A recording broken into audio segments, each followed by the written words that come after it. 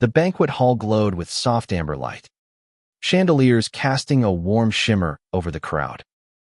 Laughter and clinking glasses filled the air, but I stood at the edge of the room, clutching a glass of sparkling water, feeling like a ghost at my own retirement party. 35 years of teaching, shaping minds in a small public high school. And now, at 70, I was stepping away.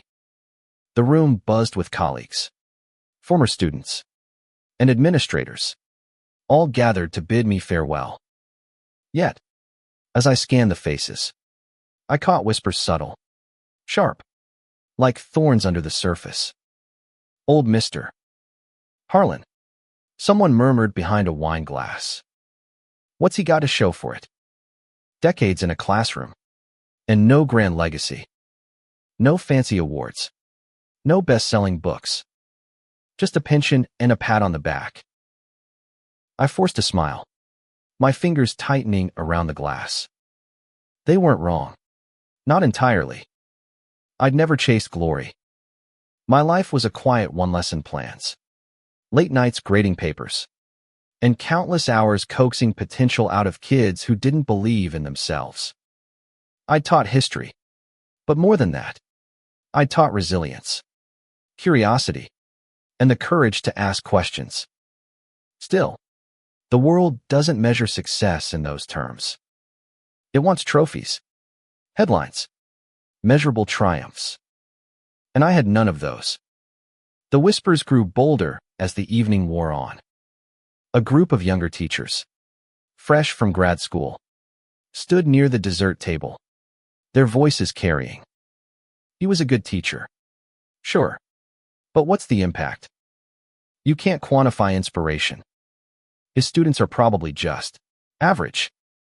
I caught the eye of one of them, and she quickly looked away, her cheeks flushing. I didn't blame her. She was young, ambitious, eager to leave her mark. I'd been like that once, too. I turned toward the window, the city skyline twinkling beyond the glass. My reflection stared back, silver hair, deep lines around my eyes, a face that had seen decades of hope and heartbreak. Had I wasted my life? The question gnawed at me, a quiet ache I'd carried for years. I'd poured everything into my students, but what did I have to show for it? No children of my own, no family to call, just a small apartment and a shelf of well-worn books. The doubts crept in, cold and heavy. Then the door swung open, and the room fell silent. She walked in with a presence that commanded attention, tall, poised, her dark blazer tailored to perfection. Her hair was pulled back, revealing sharp, intelligent eyes that scanned the room with quiet confidence. She was 35, maybe, but carried herself like someone who'd already conquered mountains. The crowd parted as she moved toward me, her heels clicking softly on the polished floor. I didn't recognize her at first, but something in her gaze, fierce, yet warm, stirred a memory. "Mr. Harlan," she said, her voice clear and steady. "It's been a long time." The room held its breath. I blinked, searching her face. Then it hit me, Lila Nguyen, from my history class 20 years ago. The quiet girl in the back row, always scribbling in her notebook, her eyes bright with questions she was too shy to ask aloud. She'd been a foster kid, bouncing between homes, her future a question mark. I'd spend hours after school helping her with essays, encouraging her to speak up, to believe in her voice. She'd been brilliant, but the world hadn't been kind to her back then. "Lila," I said, my voice barely above a whisper. She smiled, a spark of pride in her eyes. "It's me. I wouldn't have missed this for anything." The murmurs started again, but this time they were curious, almost reverent. Someone whispered, "Isn't that?" Another voice answered, "The CEO of Next Tech." "Yeah, that's her." CEO. The word hit me like a thunderbolt. Lila Nguyen, the girl who'd once been too nervous to read her essay aloud, was now the head of one of the fastest-growing tech companies in the country. I'd read about Next Tech in the paper's Innovative, Disruptive, a company that was changing the way people connected. And Lila was at its helm. She stepped closer, her expression softening. "I've been waiting for this moment," she said, "to thank you. You changed my life. Mr. Harlan, you saw something in me when no one else did." The room seemed to fade away, the whispers drowned out by the weight of her words. I wanted to respond, but my throat tightened, emotion welling up. She reached out, placing a hand on my arm, her touch grounding me. "You told me once," she continued, "that history isn't just about dates and battles. It's about people who dare to make a difference, even when the odds are against them. You made me believe I could be one of those people." I shook my head, struggling to find words. "Lila, I just did my job." "No," she said firmly. "You did more than that. You gave me a reason to keep going. And I'm not the only one." She turned to the crowd, her voice rising with a quiet power. "This man spent his life teaching kids like Meckids who felt invisible, who didn't think they had a chance. He didn't just teach us history. He taught us how to fight for our futures. And I'm standing here today because of him." The room erupted in applause, but I barely heard it. My eyes were locked on Lila, on the woman she'd become. The doubts that had haunted me all evening began to dissolve, replaced by a warmth I hadn't felt in years. Maybe I hadn't changed the world, but I'd changed her world. And that was enough. As the applause died down, Lila leaned in, her voice low. "I have something to show you," she said. "It's outside. Will you come with me?" I nodded, still dazed, and followed her through the crowd, their eyes on us. The whispers had stopped, replaced by a quiet respect. For the first time that night, I felt seen. We stepped out of the banquet hall into the cool night air, the city's hum a soft backdrop to the moment. Lila led me toward a sleek black car parked under a street lamp, its polished surface reflecting the glow of the city. She opened the door and gestured for me to get in, her smile carrying a hint of mystery. I hesitated, my old teacher's instincts kicking in, always cautious, always questioning, but her confidence was disarming. I slid into the passenger seat, and she took the wheel, pulling us into the flow of traffic. "Where are we going?" I asked, my voice betraying a mix of curiosity and unease. "You'll see," she said, her eyes fixed on the road. "It's something I've wanted to share with you for a long time." The city blurred past neon signs, towering buildings, the pulse of life I'd always watched from the sidelines. I glanced at Lila, her profile sharp against the glow of passing lights. She was no longer the timid girl I'd known. There was a strength in her now, a quiet command that made the air around her feel electric. I wanted to ask 1,000 questions how she'd risen to this point, what her journey had been, but I held back. She'd tell me when she was ready. We drove in silence for a while, the weight of the moment settling between us. Then she spoke, her voice soft but deliberate. "Do you remember the day you gave me that book? The one about Eleanor Roosevelt?" I blinked, the memory surfacing like a photograph coming into focus. Lila had been 16, sitting alone in the classroom after everyone else had left. She'd been struggling, not with the work, but with herself. Her foster home was unstable. Her grades were slipping, and she'd started to withdraw. I'd handed her a worn copy of Eleanor Roosevelt's biography, hoping it would spark something. "You said she was a woman who turned pain into purpose," I recalled, my voice quiet. Lila nodded, a faint smile tugging at her lips. "That book changed everything. I read it cover to cover that night. It made me realize I didn't have to be defined by where I came from. I could choose who I wanted to be. I swallowed hard, the weight of her words sinking in. I'd given out countless books over the years, each one chosen with care, but I'd never known if they made a difference. To hear this now, from her, felt like unearthing a treasure I'd buried long ago. We pulled up to a sleek, modern building with glass walls that shimmered under the moonlight. The sign above the entrance read, Next Tech Innovations. My heart skipped a beat.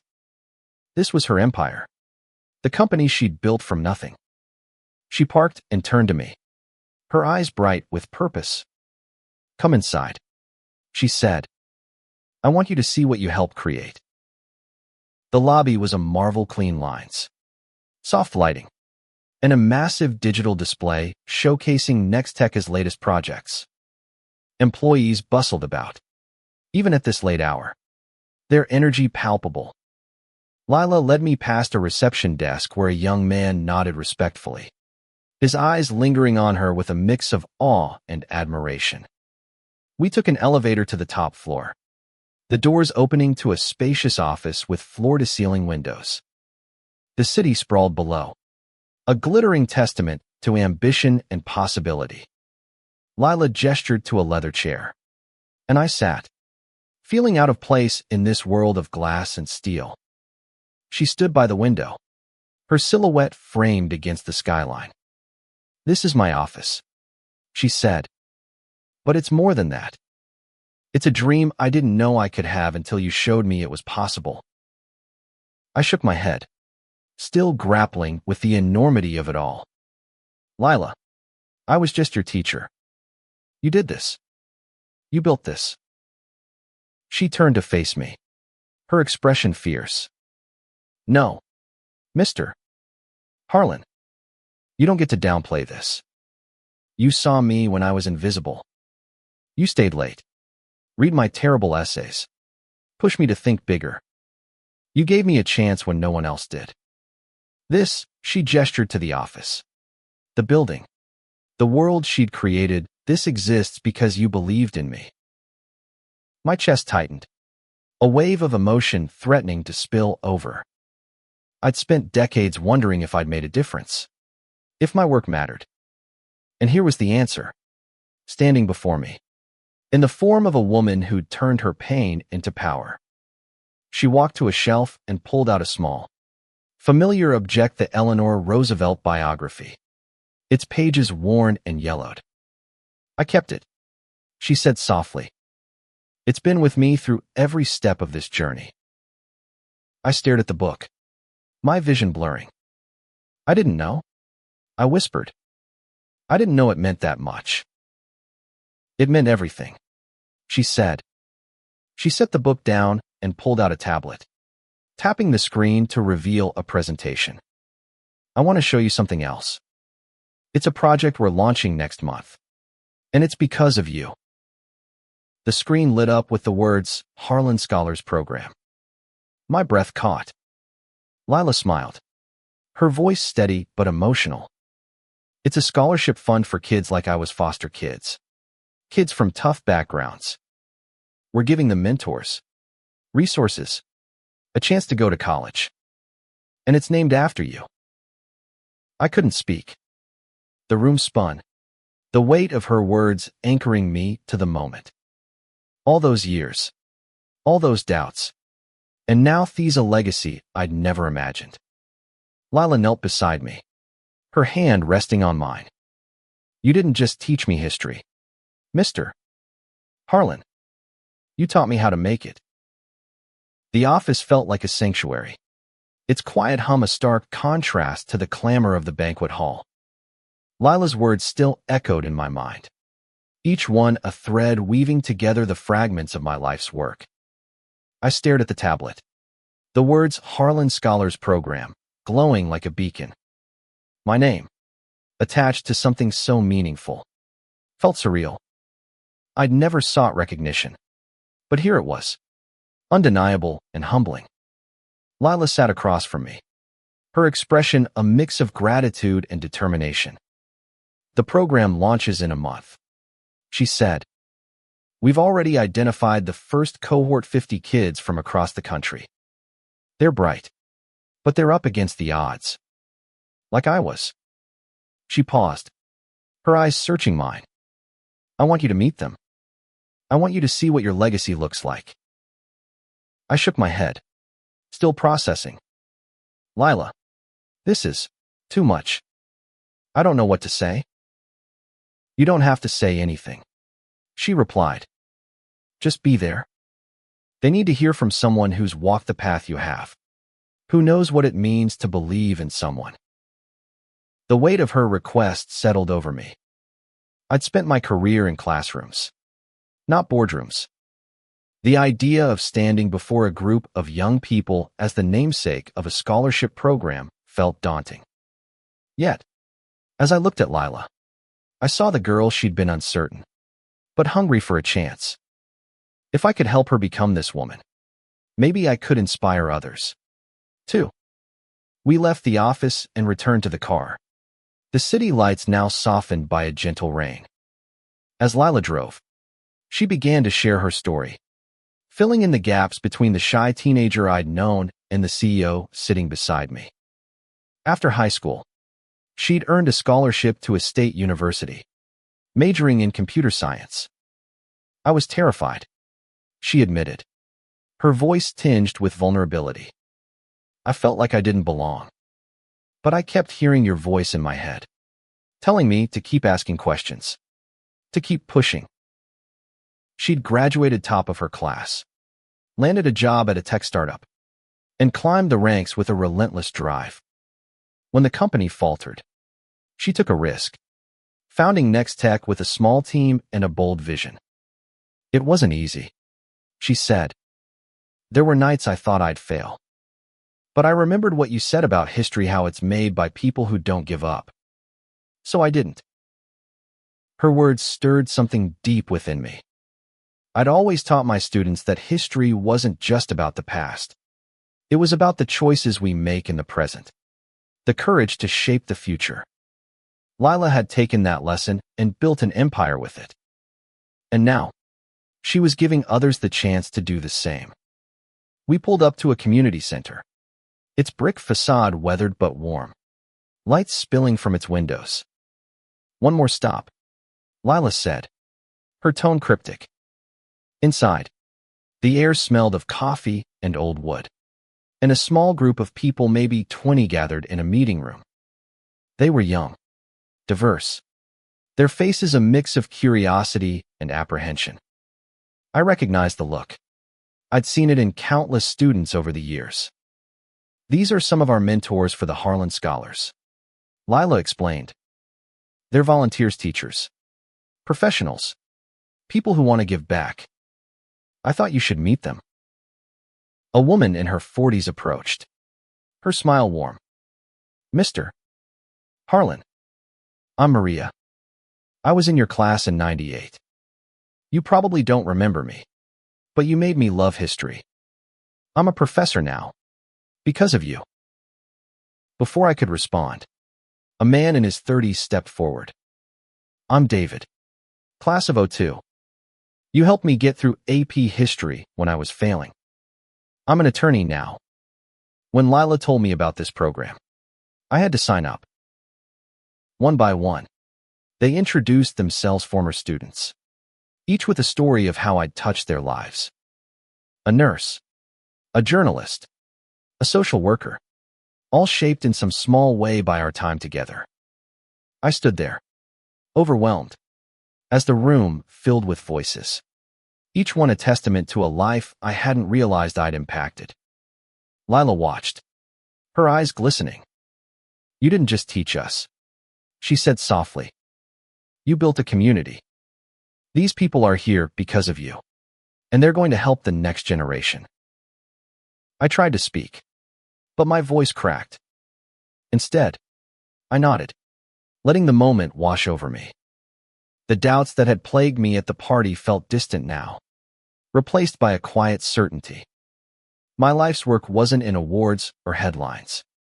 It was in these people, in their stories, in the futures they were building. As we left the community center, Lila handed me a folder. "This is the program's mission statement," she said. "I want you to read it. Maybe help us refine it. You're not done teaching, Mr. Harlan. Not by a long shot." I took the folder, its weight grounding me. The rain had stopped, and the city felt alive, full of possibility. For the first time in years, I felt ready to step into whatever came next. The drive back to the banquet hall was quiet, the city's rhythm a soothing backdrop to my thoughts. The folder Lila gave me rested on my lap, its contents a promise of purpose I hadn't expected at this stage of life. I glanced at her, her hands steady on the wheel, her face calm but resolute. She'd given me more than a scholarship program named in my honor. She'd given me a mirror to see the impact of my work, a chance to silence the doubts that had lingered for so long. Back at the party, the atmosphere had shifted. The whispers were gone, replaced by a warmth that felt genuine. Colleagues approached me, their congratulations now tinged with respect rather than pity. Lila's entrance and her words had changed the narrative of the evening. I wasn't just the retiring teacher with nothing to show. I was the man who'd shaped a CEO, a mentor whose influence rippled far beyond the classroom. As the night wound down, Lila pulled me aside again. "I'm speaking at the program's launch event," she said. "I'd like you to speak, too. Tell them what you told me all those years ago about making history, about believing in yourself." I hesitated. Public speaking had never been my strength. I was more comfortable in a classroom than on a stage. But Lila's eyes held a quiet challenge, the same one I'd seen in her as a teenager when I'd pushed her to read her essay aloud. "Okay," I said finally. "I'll do it."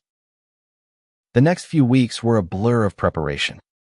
Lila sent me drafts of the Harlan Scholars Program's mission statement, and I pored over them, scribbling notes in the margins.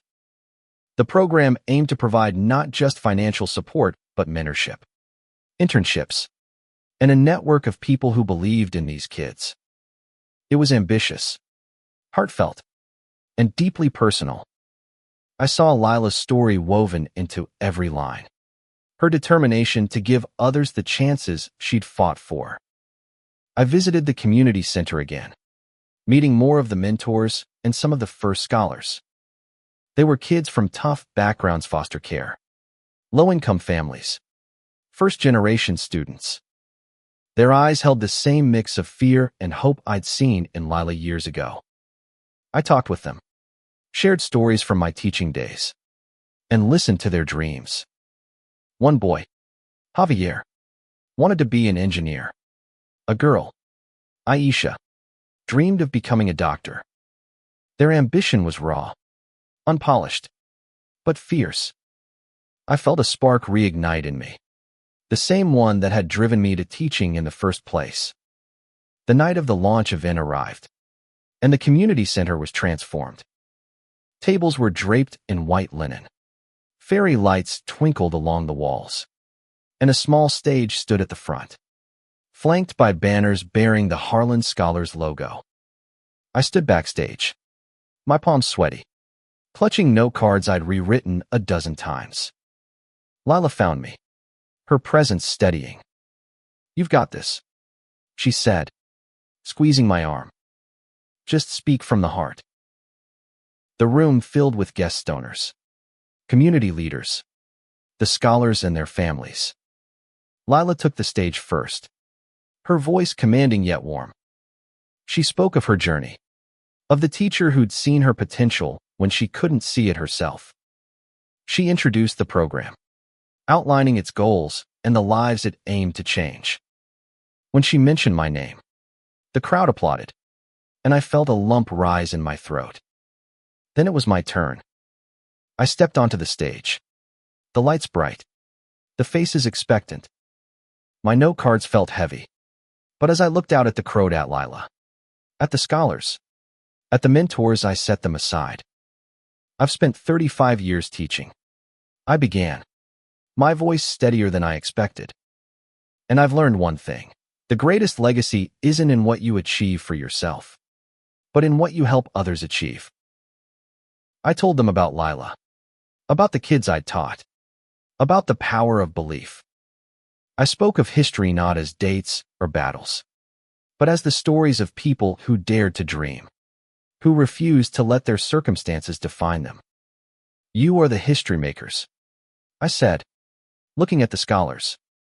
And we're here to help you write your story. The applause was deafening, but it was the faces of the scholars that stayed with me bright, determined, ready to take on the world. Lila joined me on stage, her smile radiant. Thank you, Mr. Harlan, she said, her voice breaking slightly. For everything. As we stepped off the stage, Javier approached, his eyes wide. Mr. Harlan, do you think I can really be an engineer? I smiled, resting a hand on his shoulder. I know you can. Just keep asking questions. And don't stop believing in yourself. That night, as I drove home, the city felt different, less distant, more alive. The doubts that had haunted me were gone, replaced by a quiet pride. I'd spent my life teaching. And now, through Lila and the scholars, that work would live on. The weeks following the launch event were a whirlwind. The Harlan Scholars Program gained traction, with local news outlets covering the story and donors pledging support. Lila invited me to consult on the program's development, and I found myself spending more time at Nextech's offices, meeting with her team and refining the mentorship framework. It was strange, stepping into this new role at 70, but it felt right, like a chapter one hadn't known I'd get to write. I started visiting the community center regularly, working with the scholars one-on-one. Each kid had a story, a spark, a dream they were afraid to voice. I saw myself in them, not the teacher I'd become, but the boy I'd been, growing up in a small town with big questions and no one to answer them. My own teachers had guided me, and now I was passing that forward. It was humbling, exhausting, and deeply fulfilling. One afternoon, I sat with Aisha, the aspiring doctor, helping her outline a college application essay. Her hands trembled as she wrote, her words raw but powerful. I don't know if I'm good enough, she admitted, her voice barely audible. Everyone else seems so sure of themselves. I leaned forward, meeting her eyes. None of them are sure, Aisha. They're just pretending. What matters is that you keep going, even when you're scared. That's what makes you strong. She nodded, a small smile breaking through. I thought of Lila, of how she'd sat in that same uncertain space years ago. I wondered how many others I'd reached without knowing, how many lives I'd touched in ways I'd never see. Lila and I met weekly, discussing the program's progress and brainstorming ways to expand its reach. She was a force sharp, visionary, but always grounded in the mission. One evening, over coffee in her office, she shared more of her journey. After college, she'd faced setbacks, failed projects, skeptical investors, moments when she'd nearly given up. But I kept hearing your voice, she said, telling me to ask the hard questions, to keep fighting. It got me through. I sipped my coffee, the warmth steadying me. I wish I'd known, I said. All those years, I wondered if I was making a difference. You were, she said firmly. And you still are? She pulled out a laptop and showed me a video montage the team had put together, clips of the scholars talking about their dreams, interspersed with testimonials from mentors and donors. My voice appeared in it, from the launch event, talking about history makers. Seeing myself on screen was jarring, but the message resonated. This wasn't about me. It was about the kids, the future, the ripple effect of belief. As the program grew, so did my role. Lila asked me to lead workshops for the mentors, sharing strategies I'd honed over decades in the classroom. I taught them how to listen, how to challenge without discouraging, how to see potential where others saw obstacles. It was teaching, but differentless about lesson plans, more about connection. I felt alive in a way I hadn't in years. One day, Maria, the professor from my 98 class, invited me to speak at her university. "The students need to hear from someone like you," she said, "someone who's lived a life of purpose." I agreed, though nerves gnawed at me. The lecture hall was packed, mostly with undergraduates who looked impossibly young. I spoke about teaching, about the power of small moments, about how one person's belief can change a life. Afterward, a student approached me, her eyes bright. "I want to be a teacher," she said, "but I'm scared I won't make a difference." I smiled, thinking of my own doubts. "You will," I said. "Maybe not in ways you expect, but every kid you reach carries a piece of you forward." That night, I went home and pulled out an old photo album, one I hadn't opened in years. It was filled with pictures from my teaching days classrooms, field trips, graduation ceremonies. I lingered on a photo of Lila's class, her younger self staring shyly at the camera. I hadn't known then what she'd become, but I'd believed in her, and that belief had been enough. I closed the album and looked out my window. The city lights of familiar comfort. The doubts that had haunted me at my retirement party were gone, replaced by a quiet certainty. My life's work wasn't over. It was evolving, growing, living through the people I'd touched. The Harlan Scholars Program was just the beginning, a seed planted in the soil of decades of teaching. As I turned off the light, I felt a sense of peace. I'd spent my life giving, and now, in this unexpected chapter, I was receiving purpose, connection, a legacy I'd never dared to dream of. Months passed, and the Harlan Scholars Program became a beacon in the community. Local schools partnered with us, nominating students who showed promise but lacked resources. Lila's team secured grants, expanding the program to include workshops on coding, leadership, and financial literacy. I marveled at her ability to turn vision into reality. Her drive a reminder of the girl who'd once poured her heart into a history essay. I spent more time with the scholars, learning their stories and sharing mine. Javier, the aspiring engineer, showed me sketches of a solar-powered device he'd designed, his enthusiasm infectious. Aisha invited me to her school's science fair, where she presented a project on medical technology, her confidence growing with each step. These kids weren't just students. They were proof that potential, when nurtured, could bloom in extraordinary ways. One afternoon, Lila called me to Next Tech for a surprise. When I arrived, she led me to a conference room where a group of scholars and mentors waited, their faces lit with excitement. On the table was a plaque, engraved with my name and the words Lifetime Impact Award. Lila stepped forward, her voice steady but emotional. "This is for you, Mr. Harlan," she said, "for the lives you've changed, for the legacy you've built. We wanted you to know how much you mean to us." The room erupted in applause, and I stood there, speechless, the plaque heavy in my hands. Maria, David, and the other mentors shared stories of how I'd shaped their paths, their words weaving a tapestry of moments I'd forgotten or never known. The scholars chimed in, too, thanking me for the workshops, for believing in them. I felt tears prick my eyes, not from sadness, but from a profound sense of gratitude. That evening, Lila and I sat in her office, the city skyline glowing beyond the windows.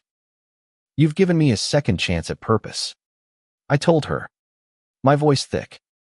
"I thought retirement was the end, but you've shown me it's just a new beginning." She smiled, her eyes warm. You gave me a beginning. Mr. Harlan, this is my way of giving back. We talked late into the night, reminiscing about her high school days, about the challenges she'd faced and the triumphs she'd earned. She told me about her plans to expand the program nationally, to reach kids in rural areas and underserved cities. I want every kid to have what I had, she said. Someone who believes in them, no matter what. Her words stayed with me as I drove home. The city quiet under a starry sky. I thought about my career, about the thousands of students I'd taught. Not all had become CEOs or professors, but each had carried something forward, a lesson, a question, a spark of courage. That was my legacy, not in plaques or headlines, but in the lives I'd touched. The next day, I visited the community center, where a new group of scholars was gathering for an orientation. I watched as they introduced themselves, their voices a mix of nerves and excitement. One girl, Maya, reminded me of Lila, quiet, observant, her eyes full of questions she hadn't yet found the courage to ask. I sat with her afterward, asking about her dreams. She wanted to be a writer, she said, but worried her stories weren't good enough. Write them anyway, I told her. Your voice matters. Keep writing. Keep asking questions, and you'll find your way. She nodded, clutching her notebook, and I saw a spark ignite. It was the same spark I'd seen in Lila, in Aisha, in Javier. It was the spark that had kept me teaching all those years. The belief that every kid had something to offer the world. As winter turned to spring, the program continued to grow. Lila invited me to co-lead a summer camp for the scholars, a week-long intensive focused on leadership and innovation. I hesitated at first. Teaching workshops was one thing, but a camp felt like stepping back into the classroom. Yet, the thought of working with these kids, of seeing their potential unfold, was too compelling to resist. The camp was held at a retreat center outside the city, surrounded by rolling hills and open skies. The scholars arrived with backpacks and nervous smiles, their energy electric. We spent the week building projects, sharing stories, and challenging each other to think bigger. I taught a session on the history of innovation, weaving in lessons about resilience and courage. The kids soaked it up, their questions sharp and fearless. On the final night, we gathered around a bonfire, the stars bright above us. The scholars shared their dreams, their voices rising over the crackle of the flames. I listened, my heart full, knowing I was part of something bigger than myself. This was what teaching had always been about, not just imparting knowledge, but igniting possibility. The summer camp marked a turning point, not just for the scholars, but for me. I'd spent decades in classrooms, but this felt different, freer, more collaborative, a space where I wasn't just the teacher, but a partner in their journey. The kids' energy was contagious, their dreams a reminder of why I'd chosen this path so long ago. As the camp ended, I found myself looking forward, not back, eager to see where this new chapter would lead. Back in the city, the Harlan Scholars Program continued to expand. Lila secured partnerships with universities and tech companies, creating pathways for the scholars to internships and scholarships. I marveled at her vision, her ability to turn ideas into reality. She invited me to join the program's advisory board, a role that felt both daunting and exhilarating. You're the heart of this, she told me. Your experience, your perspective, it's what makes this work. I accepted, diving into meetings and strategy sessions with a vigor I hadn't felt in years.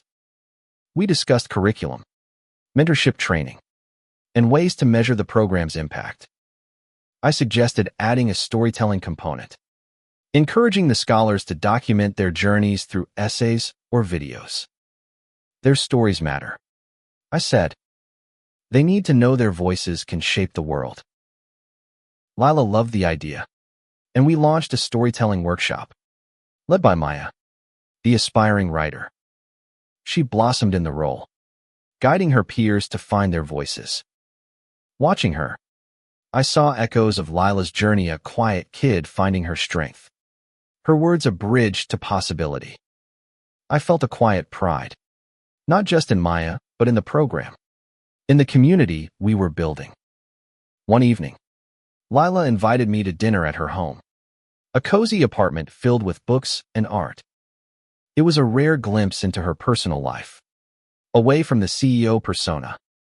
Over plates of homemade pho, she shared stories of her family, her struggles, her dreams. "I never thought I'd get here," she said, stirring her soup. "But you made me believe I could." I shook my head, humbled. "You did the work, Lila. I just pointed you in the right direction." She laughed, her eyes bright. "You did more than that. You gave me a map when I was lost." We talked about the future or plans for Next Tech, the program's goals, and my role in it. She wanted me to travel with her to other cities, to help launch new chapters of the Harlan Scholars Program. The idea was daunting. I was 70. After all, but the thought of reaching more kids, of seeing more sparks ignite, was impossible to resist. The next month, we flew to Chicago for the program's first expansion. The event was held in a community college auditorium, packed with students, educators, and local leaders. Lila spoke first, her presence commanding, her story inspiring. Then it was my turn. I shared my journey, from a small-town kid to a teacher, to this unexpected role as a mentor to a new generation. I spoke of the scholars, of their courage, of the power of belief. Afterward, a young man approached me, his hands stuffed in his pockets. "I'm in foster care," he said quietly. "I don't know if I can do college. It feels too big." I looked at him, seeing Lila, seeing Aisha, seeing myself. "It is big," I said, "but you don't have to do it alone. We're here to help you take the first step." He nodded, a flicker of hope in his eyes.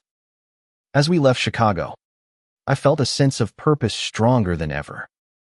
This was my life's work, distilled to its essence, helping kids find their way, one step at a time. Back home, I started writing a memoir, something I'd never considered before. It wasn't about glory or fame. It was about the moments that had shaped me, the students who'd shaped me in return. I wrote about Lila, about the scholars, about the quiet victories that don't make headlines but change lives. Maya helped me edit, her feedback sharp and insightful. "You're telling our story, too," she said, her voice fierce. "Make it count." I poured myself into the writing, each page a reflection of a life I hadn't fully appreciated until now.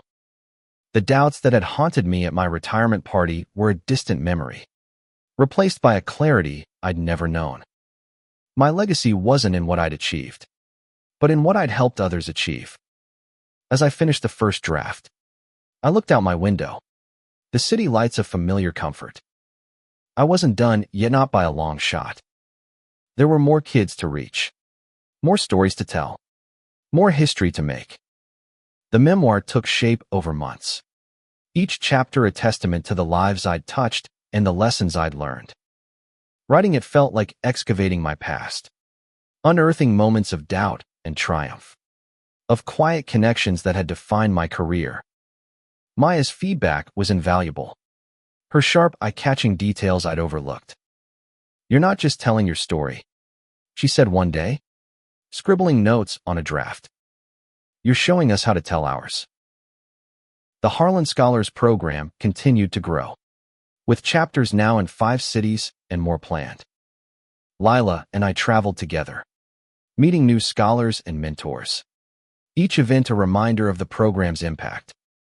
In Seattle, I met a girl who wanted to study environmental science.